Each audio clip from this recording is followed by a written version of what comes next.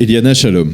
Bonjour Daniel. Alors, bien entendu, en cette journée du Yom HaZikaron, nous allons évoquer le souvenir d'un soldat et justement, très connu dans la communauté juive. Moi, ça va être pour moi une émission un petit peu plus personnelle, puisque ce soldat dont on va parler ce matin s'appelle Yohan Zerbib. Et Yohan, c'est quelqu'un que je connaissais personnellement.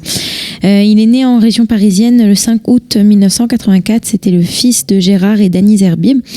Et il va grandir et faire sa scolarité à l'école Yagel Yaakov de Montrouge, puis à l'école Yavne de Paris. Et c'est justement dans ces couloirs de cette école que je l'ai connu, puisqu'il était dans la classe de ma sœur Aura. Il faut dire que j'ai un souvenir très précis de lui, qui portait sa casquette et son blouson noir. Je me souviens de lui comme un garçon populaire. Il était toujours bien entouré de ses copains. Il avait cet immense sourire dont on a tellement parlé.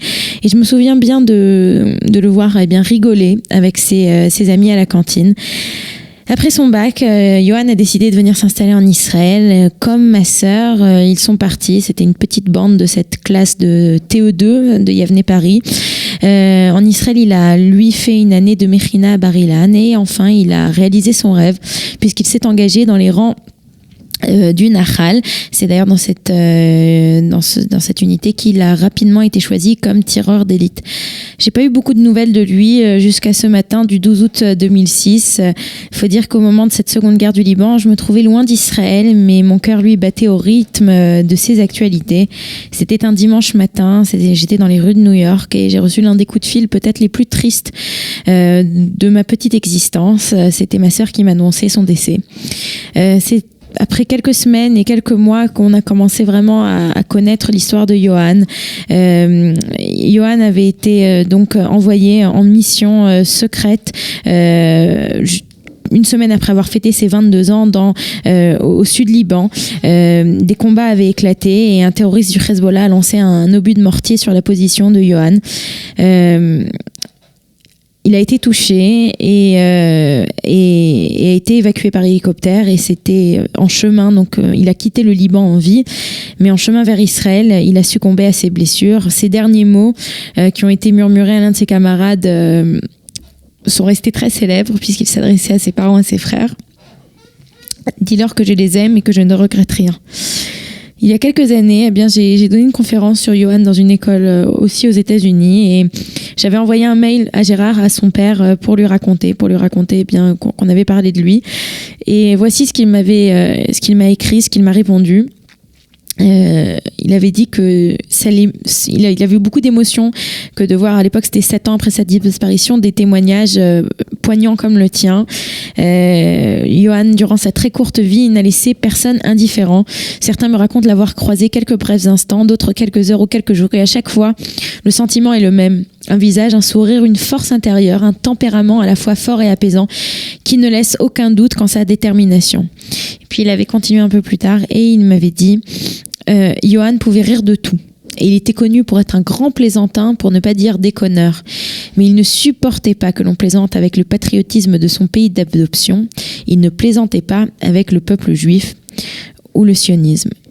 Et j'aimerais qu'on regarde, pour ceux qui nous suivent à l'écran, une dernière image, la dernière photo de Yohan. C'est une photo qui a été prise au Liban, vraiment dans les derniers moments de sa vie. Et on le voit mettant cette filine en train de prier. Alors il faut savoir que cette photo, elle a été retrouvée 1 an et demi après sa mort.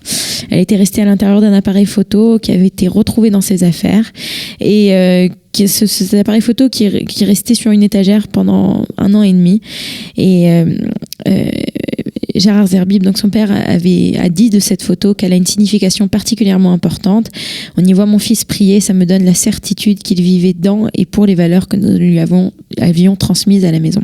Voilà, c'est donc de Yohan Zerbib, ancien camarade de classe de ma sœur Aura, un soldat comme malheureusement beaucoup d'autres dont nous commémorons le souvenir aujourd'hui en cette journée de Yom HaZikaron. Merci beaucoup Eliana. On a bien perçu cette émotion tout à fait particulière. Évidemment, Yohan Zerbib, c'est un nom qui reste gravé dans l'histoire et de la communauté juive de France et dans l'histoire donc des combats de l'État d'Israël, de ces soldats qui sont tombés au combat.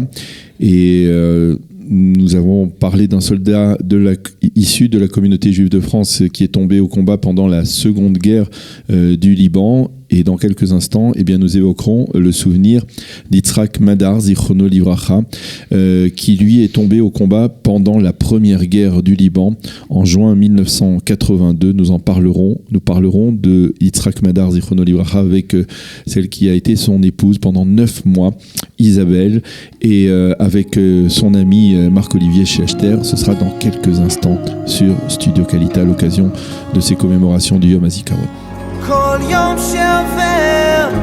Yom HaZikaron, les Chalalei Ma'arachot Israël, jour du souvenir pour se tomber pour l'État d'Israël.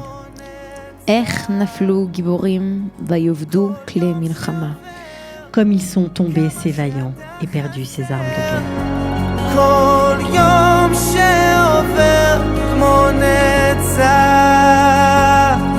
כל יום שעובר ועדיין אתה חסר, כל יום שעובר כמו נצח.